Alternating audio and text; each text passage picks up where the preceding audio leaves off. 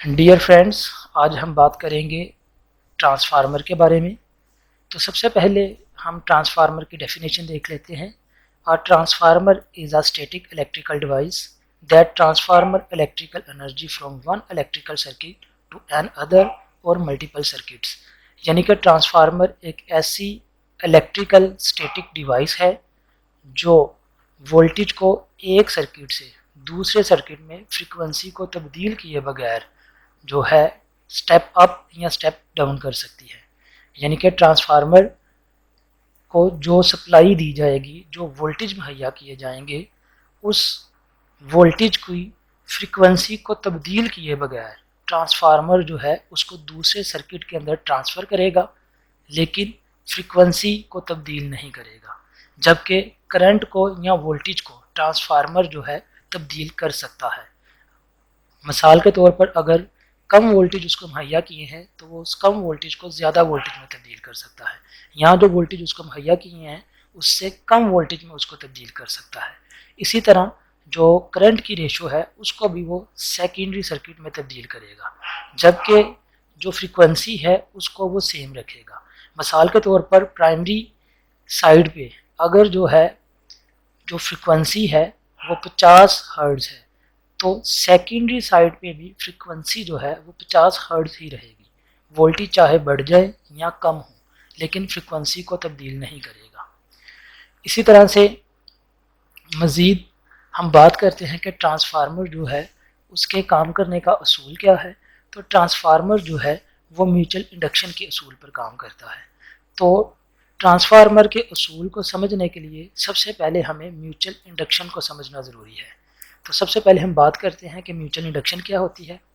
When two coils are kept nearby, no physical contact between them, and current is in one coil is changed, and EMF or current is induced in the neighboring coil. This phenomenon is called a mutual induction. The induced EMF depend upon the ratio of number of turns and the coupling factor between the two coils. Mutual induction is used in transformer. यानी कि जो mutual induction है वो दो coils के दरमियान होती है, और ये दोनों कॉइल्स जो हैं इनके दरमियान कोई फिज़िकल कांटेक्ट नहीं होता, कोई इनके दरमियान जो है इलेक्ट्रिकल कनेक्शन नहीं होता, बल्कि ये दोनों कॉइल्स जो हैं एक दूसरे से आइसोलेट होती हैं। दोनों जो हैं एक दूसरे से अलग-अलग होती हैं। और जब पहली कॉइल को सप्लाई दी जाती है तो पहली कॉइल में फ्लक्स पैदा होता है, और वो फ्लक्स सेकेंडरी वाइंडिंग के साथ लिंक करता है, और दूसरी कॉइल में ईएमएफ पैदा होती है। तो इस दौरान क्या होगा, दोनों कॉइल्स के दरमियान कोई इलेक्ट्रिकल कांटेक्ट नहीं होगा, कोई फिजिकल कांटेक्ट नहीं होगा, सिर्फ और सिर्फ जो है वो मैग्नेटिक कांटेक्ट होगा। मैग्नेटिक कांटेक्ट क्यों होगा, क्योंकि एक कॉइल को जब सप्लाई देंगे तो उस कॉइल में फ्लक्स पैदा होगा, और वो फ्लक्स जो है वो दूसरी कॉइल के साथ लिंक करेगा, जिसकी वजह से दूसरी कॉइल में ईएमएफ पैदा होगी। यानी कि दोनों कॉइल्स जो हैं वो मैग्नेटिकली जुड़ी हुई हैं, ना कि इलेक्ट्रिकली या फिजिकली। मज़ीद इसकी सर्किट डायग्राम को हम देखते हैं तो ट्रांसफार्मर बुनियादी तौर पर जो है वो तीन हिस्सों पर मुश्तमिल होता है। एक प्राइमरी वाइंडिंग, दूसरा सेकेंडरी वाइंडिंग, और ट्रांसफार्मर कोर। तो प्राइमरी वाइंडिंग ट्रांसफार्मर की उस वाइंडिंग को कहते हैं जिसको इलेक्ट्रिकल सप्लाई के साथ या इलेक्ट्रिकल सप्लाई सोर्स के साथ जोड़ा जाता है, जबकि सेकेंडरी वाइंडिंग ट्रांसफार्मर की वो वाइंडिंग होती है जिसको लोड के साथ जोड़ा जाता है। आप देख रहे होंगे कि जो सेकेंडरी वाइंडिंग है उसके साथ एक लैंप जोड़ा हुआ है, तो ये लैंप जो है यहाँ पे लोड को शो कर रहा है, जबकि जो प्राइमरी वाइंडिंग है, प्राइमरी वाइंडिंग के साथ सप्लाई सोर्स का सिंबल बनाया हुआ है। तो इट्स मीन जो लेफ्ट हैंड साइड की तरफ जो कॉइल है वो प्राइमरी कॉइल है, इसको सप्लाई सोर्स के साथ जोड़ा गया है, और जो राइट हैंड की तरफ कॉइल है वो सेकेंडरी कॉइल है, वो सेकेंडरी वाइंडिंग है, और इसको लोड के साथ जोड़ा गया है। और दोनों कॉइल्स जो हैं वो सिलिकॉन स्टील की कोर के ऊपर लपेटी हुई हैं। अगर प्राइमरी वाइंडिंग को सप्लाई के साथ जोड़ेंगे तो प्राइमरी वाइंडिंग में करंट चलेगी, और प्राइमरी वाइंडिंग की करंट को IP से ज़ाहिर करते हैं। और प्राइमरी वाइंडिंग में करंट के चलने की वजह से प्राइमरी वाइंडिंग में मैग्नेटिक फ्लक्स पैदा होगा और इस मैग्नेटिक फ्लक्स को फाई एम से ज़ाहिर किया गया है, जो कि कोर के अंदर रोटेट करेगा। तो प्राइमरी वाइंडिंग में पैदा होने वाला फ्लक्स क्या करेगा, कोर में रोटेट करता हुआ सेकेंडरी वाइंडिंग के साथ लिंक करेगा। तो जब सेकेंडरी वाइंडिंग के साथ लिंक करेगा तो क्या हुई, म्यूचुअल इंडक्शन हुई। हमने यही बात की थी कि ट्रांसफार्मर जो है वो म्यूचुअल इंडक्शन के असूल पे काम करता है। और म्यूचुअल इंडक्शन क्या होती है कि दो कॉइल्स के दरमियान कोई फिजिकल कांटेक्ट नहीं होता, कोई इलेक्ट्रिकल कांटेक्ट नहीं होता, दोनों कॉइलें जो हैं वो अलग अलग होती हैं, जबकि उनके दरमियान सिर्फ मैग्नेटिक कांटेक्ट होता है। तो यहाँ पे ट्रांसफार्मर के अंदर यही काम हो रहा है कि प्राइमरी वाइंडिंग को सप्लाई देंगे, प्राइमरी वाइंडिंग में करंट चलेगी जिसको आईपी से ज़ाहिर करेंगे, और प्राइमरी वाइंडिंग में फ्लक्स पैदा होगा, और प्राइमरी वाइंडिंग का फ्लक्स सेकेंडरी वाइंडिंग के साथ लिंक करेगा और सेकेंडरी वाइंडिंग में ईएमएफ पैदा होगी, सेकेंडरी वाइंडिंग में वोल्टेज पैदा होंगे। और सेकेंडरी वाइंडिंग को अगर लोड के साथ जोड़ दिया जाए तो वो वोल्टेज जो सेकेंडरी वाइंडिंग में पैदा हो रहे हैं वो लोड को मिलना शुरू हो जाएंगे और लोड के अंदर भी करंट चलेगी, जिसको सेकेंडरी करंट IS या I2 से ज़ाहिर करेंगे। तो इस तरह म्यूचुअल इंडक्शन की बुनियाद पर जो है ट्रांसफार्मर काम करेगा। इसके साथ साथ आपको मैं ये भी बताता चलूँ कि जो प्राइमरी वाइंडिंग की टर्न्स हैं उनको NP या N1 से ज़ाहिर करते हैं, जबकि जो सेकेंडरी वाइंडिंग की टर्न्स हैं उसके नंबर ऑफ टर्न्स को जो है NS या N2 से ज़ाहिर करते हैं। मज़ीद ट्रांसफार्मर की हम वर्किंग के एतबार से किस्मों को देख लेते हैं।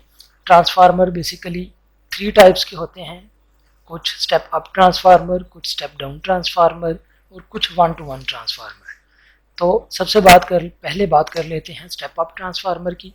स्टेप अप ट्रांसफार्मर क्या होता है, a transformer that increases the voltage from primary to secondary is called a step up transformer. यानी कि ऐसा ट्रांसफार्मर जो वोल्टेज को बढ़ाता है, यानी कि जो वाइंडिंग जो है, अगर ट्रांसफार्मर की प्राइमरी वाइंडिंग को वोल्टेज मुहैया करते हैं तो ट्रांसफार्मर की सेकेंडरी वाइंडिंग में जो वोल्टेज पैदा हों वो प्राइमरी की निस्बत ज़्यादा हों। तो ऐसा ट्रांसफार्मर जो कम वोल्टेज को ज़्यादा वोल्टेज में तब्दील कर रहा है वो स्टेप अप ट्रांसफार्मर कहलाऊंगा। यहाँ पे फिर मैं एक दफ़ा बताता चलूँ, वोल्टेज उसने कम से ज़्यादा कर दिए लेकिन फ्रिक्वेंसी को तब्दील नहीं करेगा। ठीक है, अगर प्राइमरी वाइंडिंग को दी गई फ्रिक्वेंसी जो है वो फ़र्ज़ करें 50 हर्ट्ज़ है, तो सेकेंडरी वाइंडिंग में जो वोल्टेज पैदा होंगे, जो बढ़कर वोल्टेज पैदा होंगे, उसकी फ्रिक्वेंसी जो है वो भी 50 हर्ट्ज़ ही होगी। इसी तरह मैं आपको बताता चलूँ कि ये वोल्टेज का फ़र्क बनता कैसे है। ठीक है, ट्रांसफार्मर जो है वो किस तरह इस काबिल होता है कि वो कम वोल्टेज को ज़्यादा में कन्वर्ट कर सके या ज़्यादा को कम में कन्वर्ट कर सके। तो हमेशा जो वोल्टेज होते हैं वो टर्न्स के रास मुतनासिब होते हैं। कॉइल की जितनी ज़्यादा टर्न्स रखेंगे उतने ज़्यादा उसके अंदर वोल्टेज इंड्यूस्ड होंगे, और कॉइल जो है उसकी टर्न्स जितनी कम करते जाएंगे उसकी वोल्टेज में भी कमी आती जाएगी। यानी कि जो वोल्टेज हैं वो कॉइल की टर्न्स के रास मुतनासिब होते हैं, कॉइल की टर्न्स के डायरेक्टली प्रोपोर्शनल होते हैं। तो यहाँ पे ज़ाहिर हो रहा है कि जो सेकेंडरी वाइंडिंग है उसकी टर्न्स ज़्यादा हैं बानिस्बत प्राइमरी वाइंडिंग के। प्राइमरी वाइंडिंग की टर्न्स कम हैं और सेकेंडरी वाइंडिंग की टर्न्स जो हैं वो ज़्यादा हैं। इसी तरह से स्टेप डाउन ट्रांसफार्मर की बात करते हैं। तो स्टेप डाउन ट्रांसफार्मर क्या आता है, a transformer that decreases the voltage from primary to secondary is called a step down transformer. यानी कि ऐसा ट्रांसफार्मर जो वोल्टेज को कम करता है, यानी कि प्राइमरी वाइंडिंग पे जो वोल्टेज मुहैया की हैं सेकेंडरी वाइंडिंग पर उससे कम वोल्टेज मिलते हैं, वो ट्रांसफार्मर ज़्यादा वोल्टेज को कम वोल्टेज में तब्दील कर रहा है। तो ऐसे ट्रांसफार्मर को स्टेप डाउन ट्रांसफार्मर का नाम देंगे। तो स्टेप डाउन ट्रांसफार्मर बनेगा कैसे कि डिज़ाइनर क्या करेगा कि सेकेंडरी वाइंडिंग पे जो टर्न्स हैं वो प्राइमरी की निस्बत कम रखेगा। यहाँ पे आप देख सकते हैं कि जो सेकेंडरी वाइंडिंग की टर्न्स हैं वो कम है बनिस्बत प्राइमरी के। प्राइमरी की टर्न्स ज़्यादा हैं और सेकेंडरी की टर्न्स जो हैं वो कम हैं। इसी तरह जो तीसरी टाइप है वो है 1-to-1 ट्रांसफार्मर, जिसको आइसोलेशन ट्रांसफार्मर भी कहते हैं। Isolation transformer are built with turn ratio of 1 to 1. Such transformers are exclusively built to have the same input and output voltage and are used for isolation only. यानी कि जो transformer है, जो 1 to 1 transformer है, उसकी primary और secondary पे same voltage होते हैं, यानी कि जितनी उसको इनपुट देंगे उतनी ही उसकी आउटपुट होगी। अगर इनपुट 220 वोल्ट है या इनपुट जो है वो 440 वोल्ट है तो आउटपुट भी 440 वोल्ट होगी, यानी कि प्राइमरी वाइंडिंग की टर्न्स और सेकेंडरी वाइंडिंग की टर्न्स के दरमियान 1 to 1 रेशो होगी, यानी कि जितनी टर्न्स प्राइमरी की होंगी उतनी ही टर्न्स जो है वो सेकेंडरी की होंगी। तो इस वजह से ट्रांसफार्मर जो है वो वोल्टेज को तब्दील नहीं करेगा। तो अगर ट्रांसफार्मर जो है वो वोल्टेज को तब्दील नहीं कर रहा, करंट रेशो को तब्दील नहीं कर रहा, तो फिर ये ट्रांसफार्मर किस लिए इस्तेमाल होता है? तो इस ट्रांसफार्मर का बेसिकली काम जो है वो आइसोलेशन मुहैया करना है, कि जो सप्लाई सोर्स है उसको लोड से आइसोलेशन मुहैया करना, यानी कि बराह रास्त सप्लाई सोर्स को लोड के साथ नहीं जोड़ा जाता, बल्कि लोड, सप्लाई सोर्स और लोड के दरमियान ट्रांसफार्मर आ जाता है।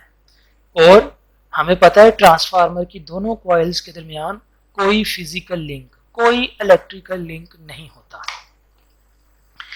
तो इस वजह से जो मेन सप्लाई है, जो सप्लाई सोर्स है, वो लोड से आइसोलेट रहेगी।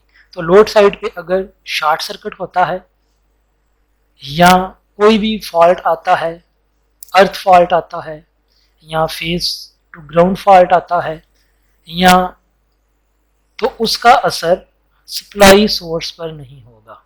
सप्लाई सोर्स कुछ भी हो सकता है, जनरेटर, जिसकी वजह से जो सप्लाई सोर्स है उसको प्रोटेक्शन मुहैया होगी।